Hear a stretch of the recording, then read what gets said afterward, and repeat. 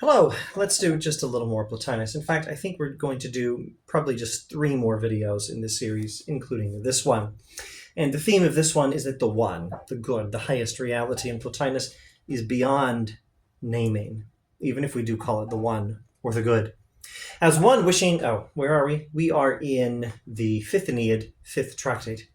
As one wishing to contemplate the intellectual nature, will lay aside all the representations of sense, and so may see what transcends the sense realm.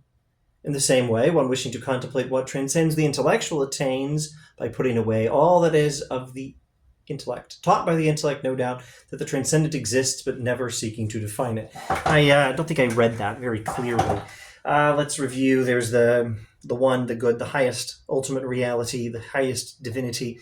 Then there's nous, N-O-U-S, divine mind, or the intellectual principle. And then there's universal soul.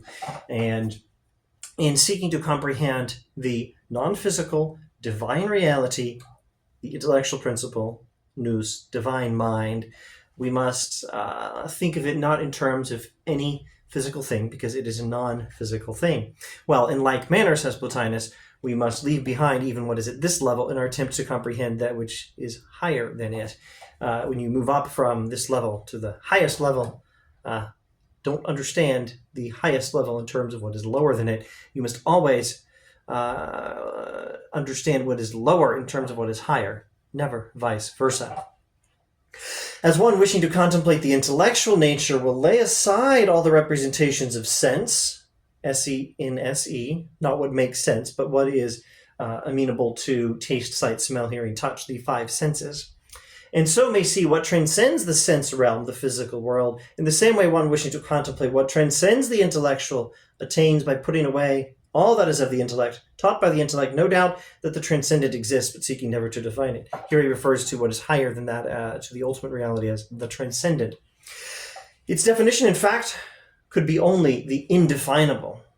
What is not a thing is not some definite thing. We are in agony for a true expression. I love that sentence. We are in agony for a true expression. We are talking of the untellable. We are talking of the untellable. We name only to indicate for our own use as best we may. And this name, the one, contains really no more than the negation of plurality.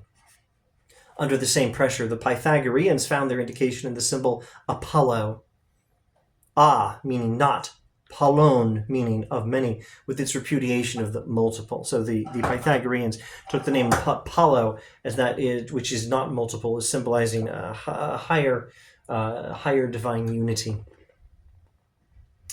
If we are led to think positively of the one, name and thing, there would be more truth in silence.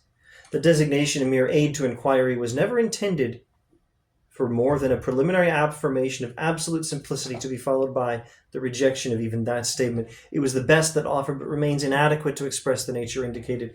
For this is a principle not to be conveyed by any sound, it cannot be known in any hearing, but, if at all, by vision, and to hope in that vision to see a form is to fail of even that. The one is beyond comprehension, beyond our ability to name, beyond any concept we can apply to it. We can say that it's the one, and that's pretty much all we can positively say about it. It is absolute simplicity, meaning unity. It is unity itself.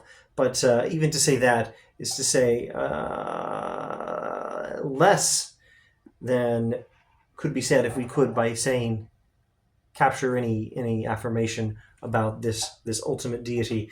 But it is also to say far too much. We're just doing the best we can. And what you're supposed to do is not comprehend the ultimate reality, but to see it. Of course, not with your eyes, but with your mind.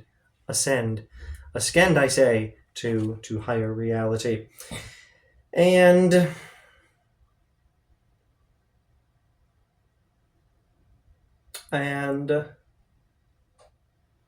there was more, but I will follow his advice since I've lost track of it anyway. There is more truth in silence.